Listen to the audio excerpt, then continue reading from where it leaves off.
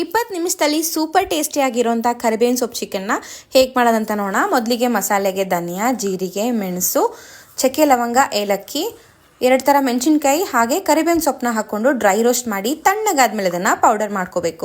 ನಾನು ಈ ಚಿಕನ್ನ ಮಾಡೋದಕ್ಕೆ ಯೂಸ್ ಮಾಡ್ತಾ ಇರೋದು ಇಂಡಸ್ ವ್ಯಾಲಿ ಅವರ ಕ್ಯಾಸ್ಟ್ ಐರನ್ ಕಡಾಯಿ. ತುಂಬಾ ಡೀಪಾಗಿ, ಮಂದವಾಗಿ ಹಾಗೆ ಭಾರವಾಗಿ ಕೂಡ ಇದೆ.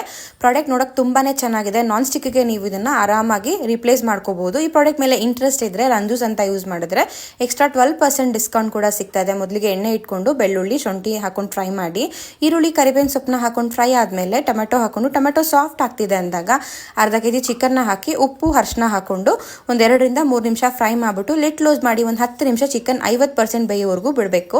ನಂತರ ನಾವೇನು ಪೌಡರ್ ಮಾಡ್ಕೊಂಡಿದ್ದೀವಲ್ಲ ಅದನ್ನು ಹಾಕ್ಬಿಟ್ಟು ಚೆನ್ನಾಗಿ ಹಸಿ ಸ್ಮೆಲ್ ಹೋಗೋವರೆಗೂ ಇದನ್ನು ಫ್ರೈ ಮಾಡಿಕೊಂಡು, ನಿಮ್ಗೆ ಎಷ್ಟು ಡ್ರೈ ಬೇಕೋ ಮಾಡಿಕೊಂಡು ಲಾಸ್ಟಲ್ಲಿ ಒಂದು ಸ್ವಲ್ಪ ಬೆಣ್ಣೆ ಹಾಗೆ ಕೊತ್ತಂಬರಿ ಸೊಪ್ಪನ್ನ ಹಾಕೊಂಡ್ರೆ ಸೂಪರ್ ಟೇಸ್ಟಿಯಾಗಿರುವಂಥ ಚಿಕನ್ ರೆಡಿ.